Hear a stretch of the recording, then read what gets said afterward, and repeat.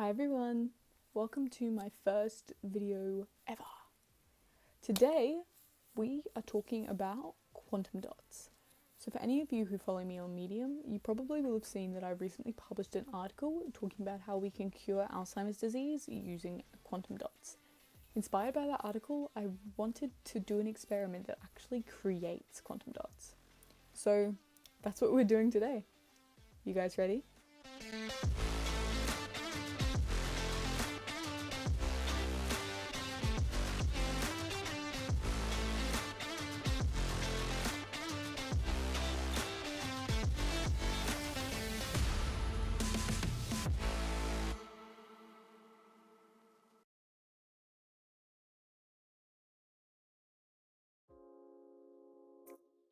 Before we get into the actual experiment, I thought that I should just quickly go over what quantum dots actually are. Quantum dots are one-dimensional nanoparticles. They have a core shell structure, which means that they look like this. Quantum dots are some of my favourite nanoparticles, and they're really cool, partly because they have such a wide range of applications, from stuff like improving solar panels to treating certain diseases. One problem: they're toxic. The majority of quantum dots are made out of heavy metals, or at least their cores are. So that makes them less than ideal to be around humans, because as we know, the human body and heavy metals, not exactly friends. But one way to get around that is to make quantum dots out of carbon. And today, that's what we're making. Carbon quantum dots, also known as CQDs. Partly because CQDs are awesome, and partly because if I brought heavy metals into my kitchen, that might be an issue. Okay guys, so here you can see me measuring out 6 tablespoons of sugar. Now that's a lot of sugar, but we need that much because the sucrose in the cane sugar breaks down to carbon, which is the main ingredient in carbon quantum dots. So basically through this process called inversion, the sucrose is going to be broken down into fructose and glucose, and then eventually into carbon, which is an element which is part of all of these compounds.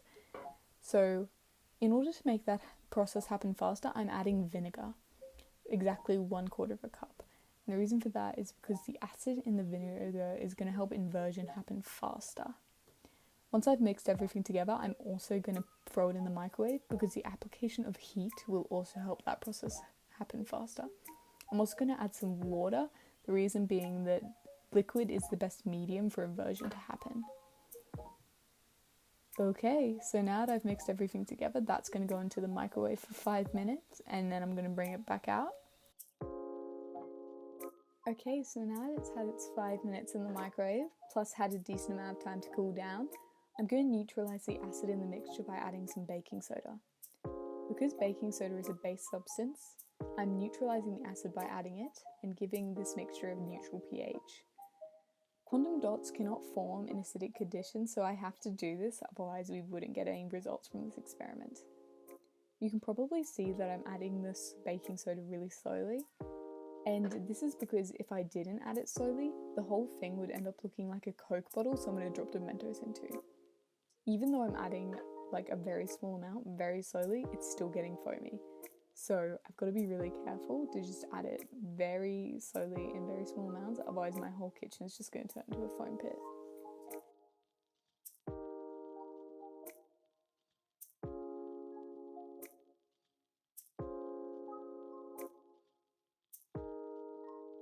Okay, now I'm going to throw this back in the microwave for another 5 minutes.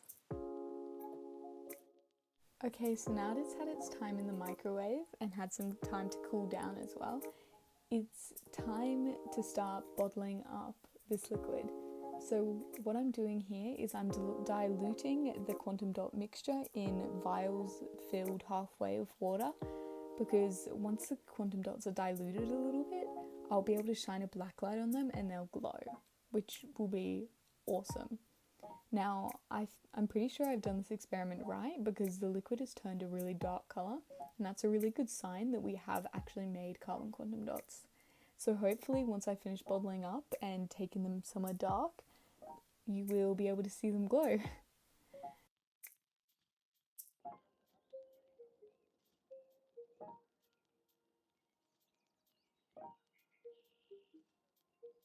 Okay, wow, these ended up glowing so much more than I thought they would actually. They're so bright, and with this black light on them, you can really see the green coming out. Overall, this definitely means that the experiment was a success because that is definite proof that there are carbon quantum dots in there. Thank you guys so much for watching. Feel free to follow my Medium. I post around once a month, and all of my articles are about emerging technology, and the majority are focused on nanotech. Thank you.